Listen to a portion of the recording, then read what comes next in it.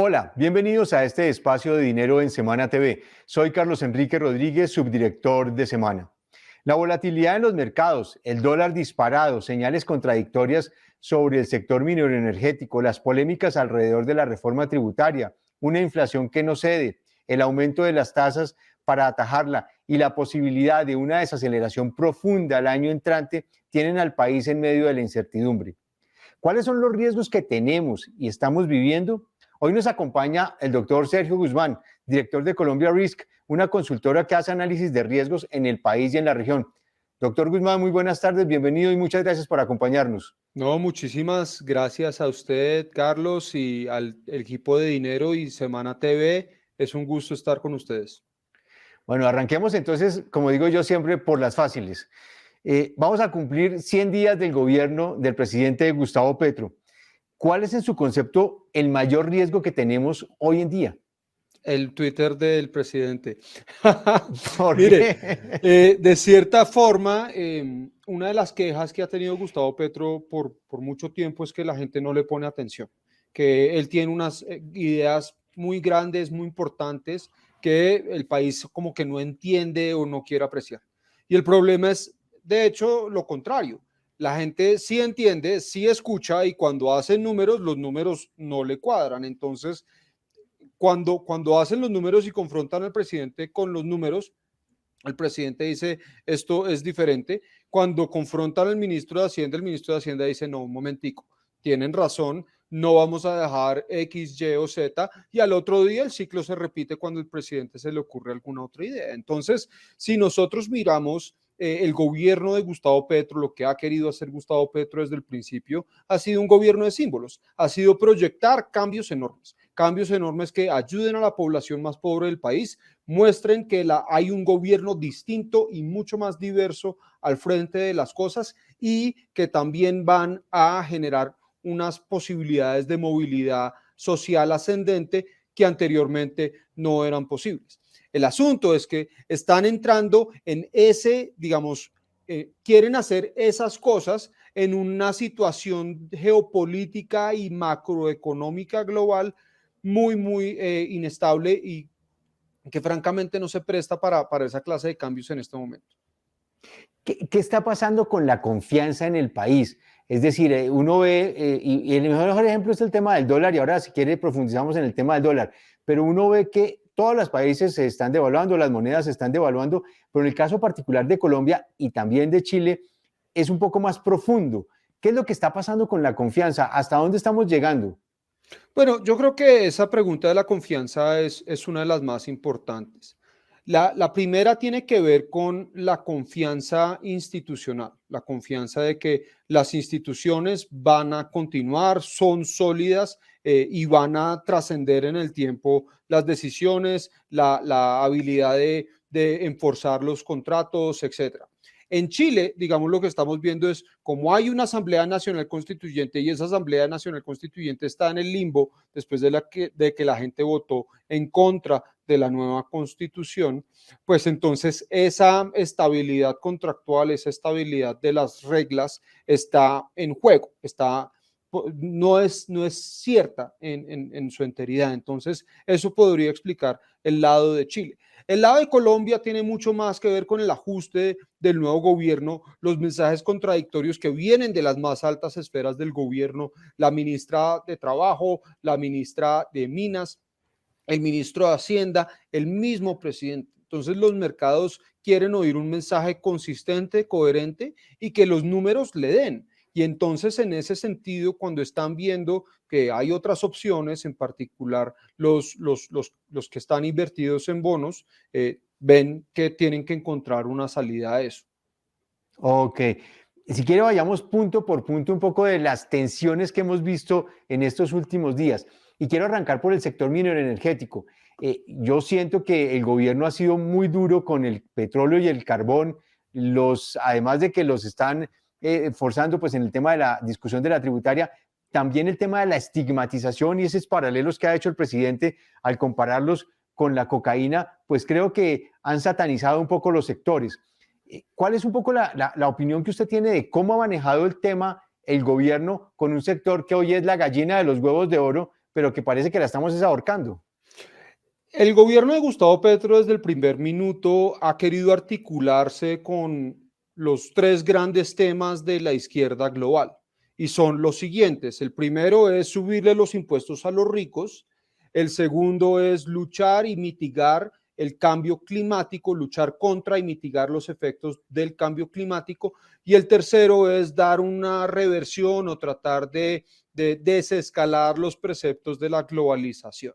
En ese sentido, la reforma tributaria aborda el primero, la reforma que busca cobrarle más al sector extractivo y lo que ha dicho la ministra de Minas aborda el segundo y lo que están tratando de hacer con la renegociación del Tratado de Libre Comercio aborda el tercero.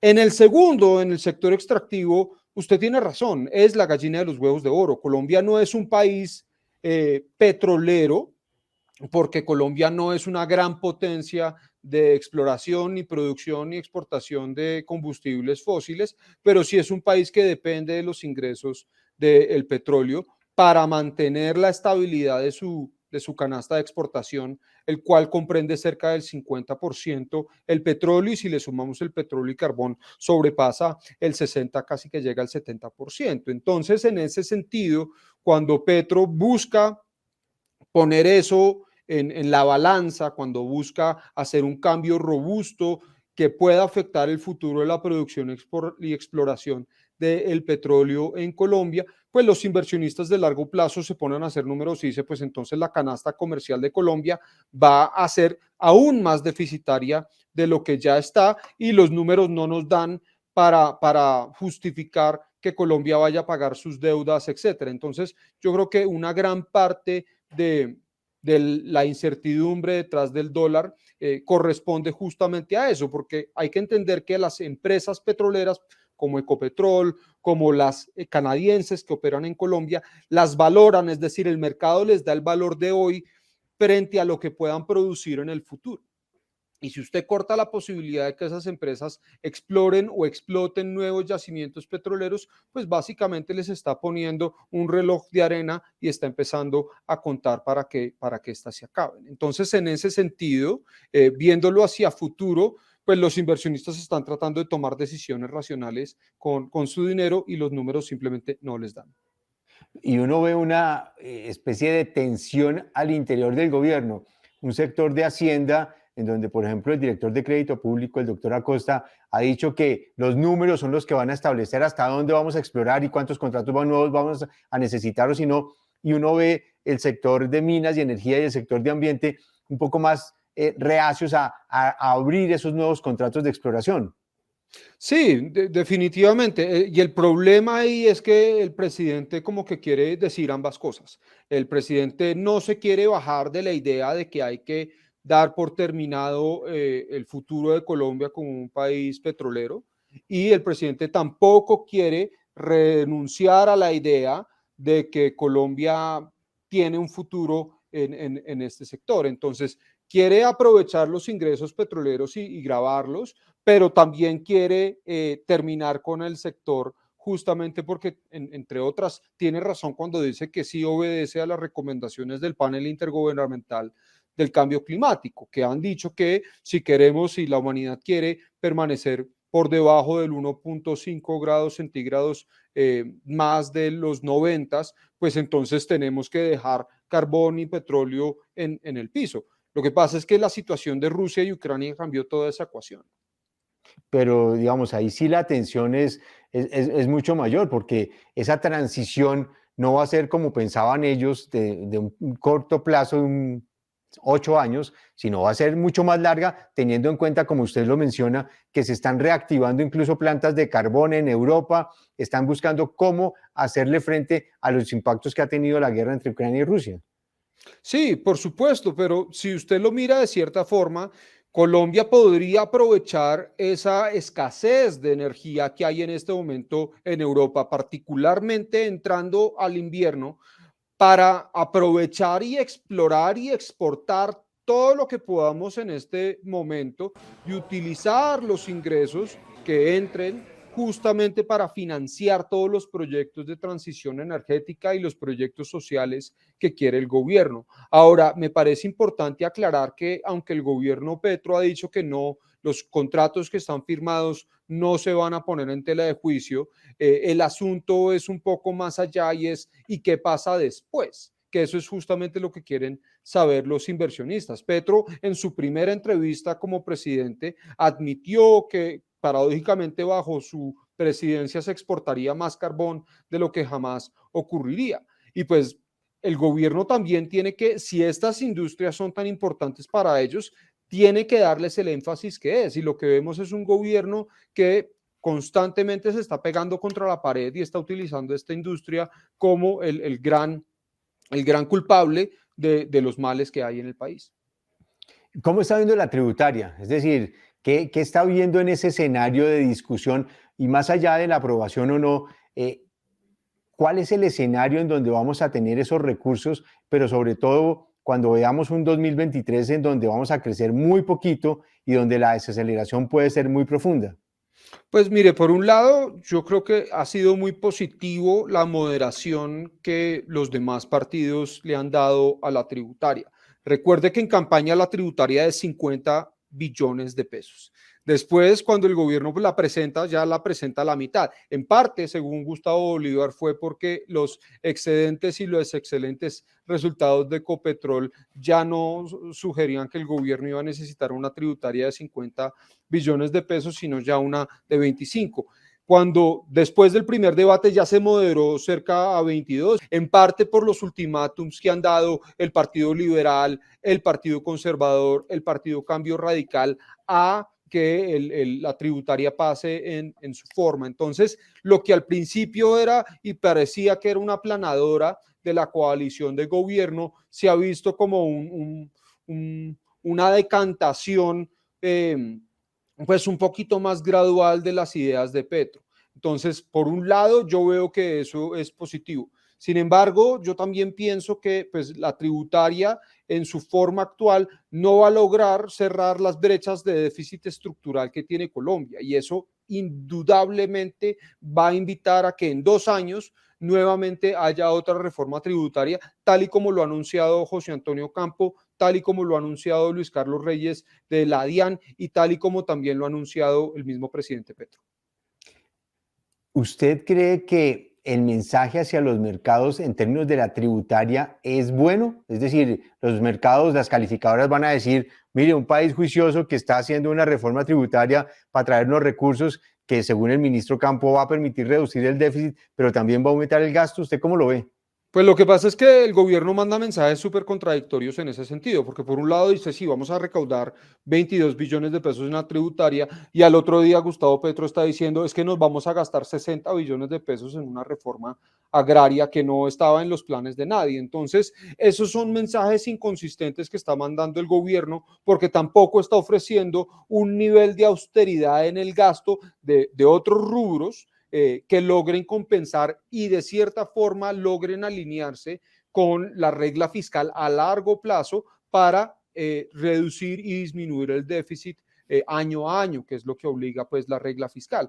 Entonces, en ese sentido, si miramos la tributaria únicamente, las agencias de calificación están diciendo, pues sí, me parece una reforma tributaria buena, cometió o sea, se dejó meter unos goles, por ejemplo, no grabar las pensiones, las megapensiones, que era justamente el objetivo redistributivo que iba a tener la reforma, y eso fue obviamente por asuntos de conveniencia política que ocurrió. Entonces, nuevamente, como le venía diciendo, eso invita a que haya una reforma tributaria hacia adelante y nuevamente, pues los mercados tendrán que evaluarla en su momento. Pero por ahora están viendo, una cosa es lo que dice la tributaria y otra muy distinta es lo que dice el presidente, lo que dicen las altas esferas del gobierno, que cambia de parecer y cambia de plan constantemente.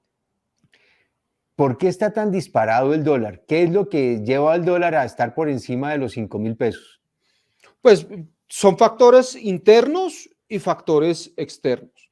Los factores externos, hablemoslos porque son un poco más podemos estar de acuerdo más fácil en ellos, es que la Reserva Federal de Estados Unidos, el Banco Central Europeo, están subiendo sus tasas de interés. La Reserva Federal subió en 75 puntos básicos su tasa de interés. El Banco Central Europeo tomó una decisión similar la semana pasada y eso hace que el capital fluya hacia los Estados Unidos y a Europa a invertir en euros y en dólares, y eso pues hace más escaso el capital para el resto del mundo, a menos de que los bancos centrales de los demás países también suban las tasas de interés, y esto todo obedece al crecimiento de la inflación global. El segundo tiene que ver con la guerra entre Rusia y Ucrania, o la invasión de Rusia a Ucrania, y esto generó no solamente un aumento en el precio del petróleo, sino también una inestabilidad en el mercado de granos y arroces y aceites del mundo. Ucrania es un gran productor de granos y también lo es Rusia, y con las sanciones impuestas a Rusia, pues también ha cortado la disponibilidad de recursos como el petróleo al resto del mundo, y eso pues aumenta los precios y genera un efecto inflacionario. Pues ese conflicto no parece que va a llegar a un fin en ningún momento propio. Yo creo que los mercados están ya diciendo, pues, este conflicto durante el invierno va a pasar porque durante el invierno, pues, la pelea no es tan intensa, pero no hay una resolución al conflicto como tal. Y finalmente está todo el asunto de las cadenas de valor que continúan en un efecto post-COVID, en donde hay unas cadenas de valor que todavía no han llegado a su eficiencia máxima y siguen estando tratando de recuperar algunas de esas cosas. Entonces, esos tres factores pues generan presión para fortalecer el dólar y debilitar otras monedas. ¿Y en lo Ahora, interno qué hay?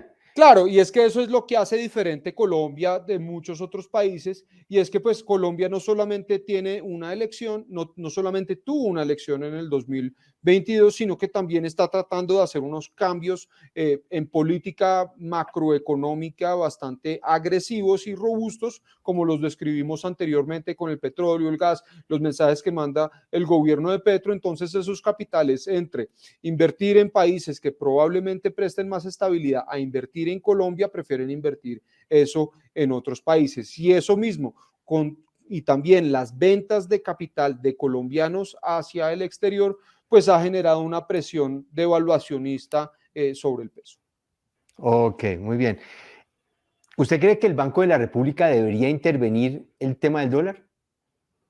Mire, entre menos hablemos del Banco de la República y lo que debería hacer, yo creo que es mejor, porque en este momento el Banco de la República lo que necesita es respaldo a su independencia, a su criterio técnico, y eso mismo va a fortalecer la credibilidad de sus decisiones. Si todos estamos opinando, todos estamos contradiciendo lo que dice el Banco de la República, lo que hace el Banco de la República, pues eso va a generar una expectativa y una presión superior. No le gustó a los mercados que Gustavo Petro, el mismo día que haya criticado el alza al Banco de la República de las tasas de interés el mes pasado, también haya dicho cómo había votado su ministro de Hacienda en la Junta, que fue la voz disidente en la Junta, y tampoco que el mismo día haya propuesto un control de capitales hacia el exterior. Todo eso genera muchísimo susto para el mercado y en teoría también podría sesgar las decisiones futuras de la Junta Directiva del Banco de la República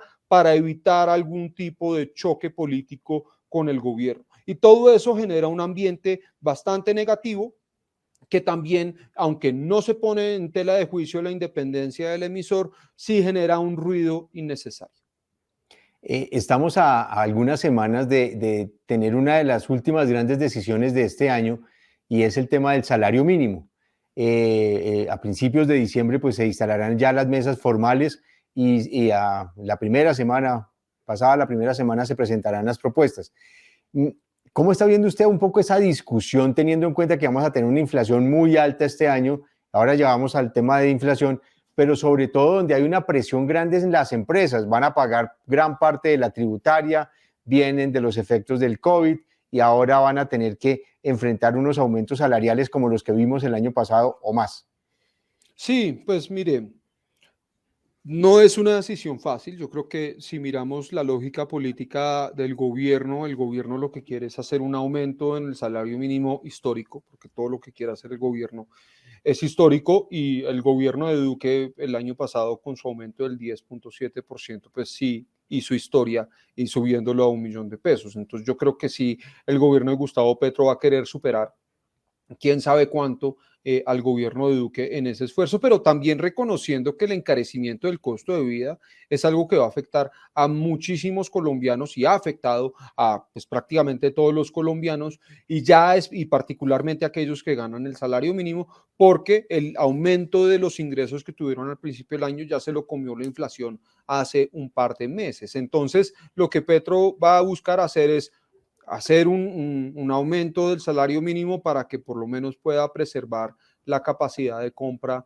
de las personas, pero el problema es que eso mismo va a tener una presión inflacionaria, porque si nosotros vemos la curva salarial que colocó el director de la DIAN en, en, en Twitter, pues una gran mayoría de los colombianos ganan un poco, digamos, en una desviación estándar el salario mínimo. Entonces, subir el salario mínimo como tal desvía toda la curva y eso en sí mismo va a generar una presión inflacionaria. Entonces, esa decisión, yo creo que siempre el gobierno, las centrales obreras y los sindicatos y los gremios han estado, digamos, en lados opuestos de la discusión y el gobierno ha tratado de ser un poco salomónico o tirar hacia el lado de los gremios. En esta ocasión el gobierno tiene digamos, un incentivo contrario de fallar un poco en el lado de los sindicatos y las centrales obreras y es posible que pues no sea una decisión salomónica el aumento del salario mínimo.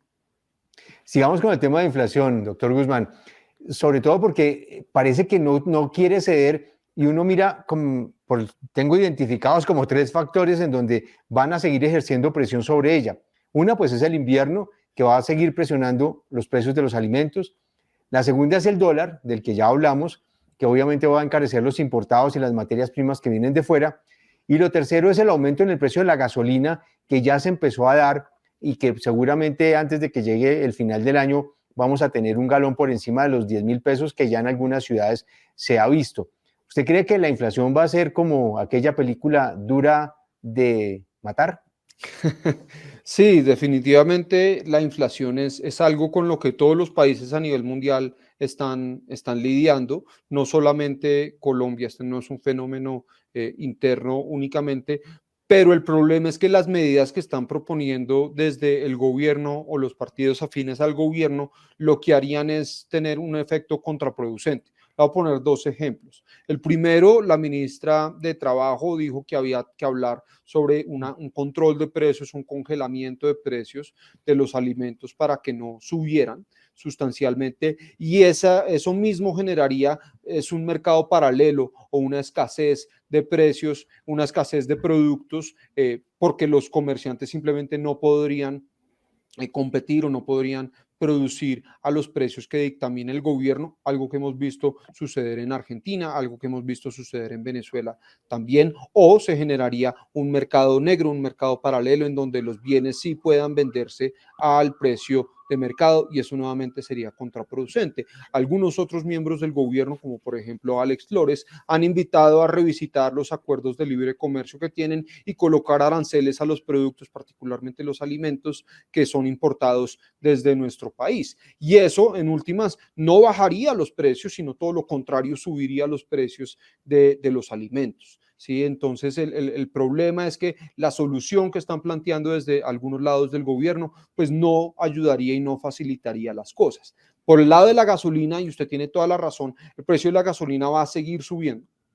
El gobierno ha dicho que estos aumentos tendrían efecto sobre los automóviles y no sobre el transporte y la carga. Entonces, en teoría, según ellos, no subiría los precios de los alimentos. Sin embargo, todas las cadenas de distribución trabajan en un esquema en donde, claro, la carga intermunicipal y entre las ciudades se mueve en transporte de carga, pero en la última milla pues sí depende de gasolina y sí va a tener que comprar gasolina. Entonces, lo que el gobierno ha dicho, por ejemplo, que los taxis no van a pagar el aumento de la gasolina en el pasado, una mala idea, pues sí generaría una especie de arbitraje para que los taxistas compraran gasolina barata y la vendieran en el mercado un poco más cara y se ganaran la diferencia. Entonces, las soluciones que está tratando de promover el gobierno, pues no van a solucionar el problema. El problema va a continuar siendo la falta de conectividad, la falta de productividad, la falta de competencia que tienen los productos colombianos y la falta de capacidad de generar valor agregado que se mantenga en el país. Y ninguno de esos problemas tiene una solución a corto plazo y ninguno de esos problemas tiene una solución fácil. Hay una gran disyuntiva alrededor de cómo nos va a ir el año entrante. El Banco Mundial, el Fondo Monetario Internacional, la misma CEPAL y algunos analistas locales han manifestado que el crecimiento podría estar más o menos entre 1,8 y 2,2. Más o menos ese es el rango que han planteado en sus perspectivas. Sin embargo, el Banco de la República ha sido bastante ácido con sus proyecciones. Primero planteó un 0,7% y en su más reciente reunión de la Junta Directiva, cuando subió las tasas, llevó esa proyección al 0,5%. ¿Qué está viendo el Banco de la República que de pronto no estamos viendo el resto? No, yo siento que el Banco de la República está tratando de ser conservador en sus estimados, porque si superamos con creces lo que dijo el Banco de la República, ganamos, pero si no llegamos al punto del Banco de la República, pues el Banco de la República fue demasiado optimista. Yo lo que sí pienso es que el mundo entero está tratando de evitar una recesión global, pero esa recesión global depende mucho de distintos factores como la mencionada guerra en Ucrania, como los precios de los commodities, el petróleo, la gasolina, los alimentos en sí, y pues contener eso ya requiere unas soluciones globales a las que no estamos llegando, estamos como en unas soluciones de choque y todos los gobiernos tienen como unos incentivos bastante perversos de tratar de priorizar las soluciones inmediatas, aumentar los subsidios, dar dinero de ayudas a sus ciudadanos para que compren alimentos, para que paguen sus alquileres, etcétera, y eso en general pues sí va a generar un poco más de inflación. Entonces, apretar es lo que van a tratar de hacer todos los bancos centrales y eso va a generar un aumento en las tasas de interés en todo. Entonces, lamentablemente sí vamos a enfrentar una situación un poco dolorosa el año entrante y pues justamente nos deberíamos preparar para ello. Siguiendo con el año entrante, ¿qué riesgos ve usted frente a las reformas que ha planteado el gobierno o ha anunciado que va a presentar el año entrante? La laboral, la pensional, la de salud. Yo siento que muchas de esas reformas van a seguir el mismo conducto que siguió la reforma tributaria, es decir, empiezan así de grandes y terminan en algo mucho más moderado, mucho más lento. Y eso, por supuesto, pues no va a favorecer a las personas que sí votaron por unos cambios así de grandes y que van a perder la paciencia con el gobierno y su capacidad de justamente cumplir su palabra en cuanto a muchas de estas cosas. Entonces, yo creo que el gobierno también se está dando cuenta, como lo hizo el gobierno de Gabriel Boric en Chile, de que su luna de miel va a ser muy corta y eso va a generar unos problemas hacia adelante pues bastante graves porque no va a poder cumplir lo que dijo que tenía que hacer y eso particularmente a la vista de las elecciones locales que va a haber en el 2023, pues le va a generar un poquito más de ruido y un poquito más de presión al gobierno para cumplirle a sus electores, así sea en algunos de estos puntos. Entonces, yo creo que aquí va a haber un gran quiebre, pero ese gran quiebre también va a ser generado por el tema económico. Yo creo que el año entrante pueden haber movimientos sociales que crezcan, ya no a favor del gobierno, sino en contra del gobierno, particularmente porque el bolsillo les está doliendo y por más que el gobierno prometa que va a entregar algunas soluciones, pues los partidos no van a tener unos intereses alineados con el gobierno para darle victorias, considerando que también van a competir contra ellos en las elecciones locales. Dos preguntas finales, doctor Guzmán. La primera, ¿cuál es la lectura que usted le da a todo este anuncio de la reforma rural, de la compra de tierras a los ganaderos? ¿Qué impacto va a tener eso y cómo se va a manejar? Pues tiene dos. Yo creo que el primero es el simbólico. Y el simbólico que está diciendo aquí hay una corrupción en la SAE, la hay, aquí no ha habido una reforma tributaria desde los 70s, es una reforma rural desde los 70s y se prometió en el acuerdo de paz que iba a suceder y no sucedió, y que hay una tierra que en manos de unos pocos que debería redistribuirse para beneficiar a las demás personas, acompañado de vías terciarias, asistencia técnica, distritos de riego, créditos, etcétera. O sea, todo lo que se planteó en algún momento que debería ser la reforma rural integral, este gobierno va a tratar de hacerlo. Lo que pasa, y como lo dice la ministra de Agricultura, Cecilia López, no es realista lo que el gobierno está planteando. Si por mucho, o sea, de las 3 millones de hectáreas pueden comprar 500.000 al año, la sacan del estadio. Pero entonces el gobierno está sobreprometiendo y también sobredimensionando su capacidad de gestión para lograr cumplir eso. Si el gobierno quisiera enfocarse únicamente a la reforma tributaria, a la reforma rural, en 4 años sí lo podríamos tener, pero es un gobierno que, como lo hemos mencionado, está tratando de encontrar 5 o 6 reformas más que hacer. Y esa tensión dispersa que va a tener el gobierno, pues va a impedir su capacidad de gestión para lograr su cometido en las demás reformas. Voy a meter una pregunta entre la penúltima, llamémoslo así. Es que usted me dio pie para una pregunta que creo que tiene sentido, y es, el gobierno el año entrante va a recibir mucha plata. Va a recibir plata de la tributaria, va a recibir plata de los excedentes pues, petroleros, del carbón, van a llegar recursos de la reforma tributaria que había hecho el presidente Duque en su momento, la última de su mandato, y el gobierno va a tener, digamos, una caja grande para poder atender sus propuestas de gobierno. Sin embargo, uno se encuentra que en todas las administraciones hay un gran problema y es el problema de ejecución. Y como dicen algunos en el adagio popular, se puede morir de hambre con la nevera llena. ¿Cómo ve un poco ese escenario de ejecución versus las promesas de campaña versus una cantidad de recursos que de pronto van a quedar medio congelados en el tiempo? ¿O usted no lo ve así?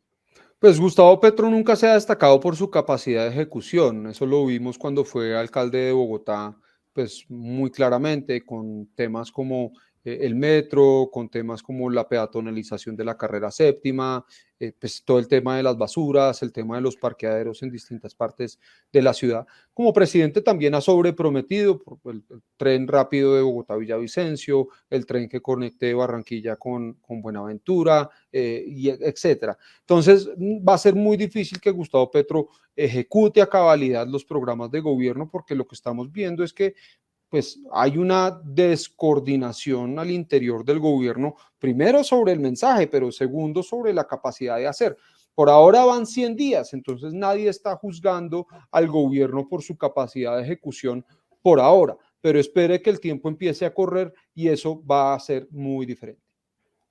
Finalmente, doctor Guzmán, pues este es un espacio económico donde nos gusta hablar de indicadores y de proyecciones y de perspectivas, pero hay un tema que se ha vuelto crucial en el gobierno, que es mucho más político, pero que seguramente puede tener un impacto económico.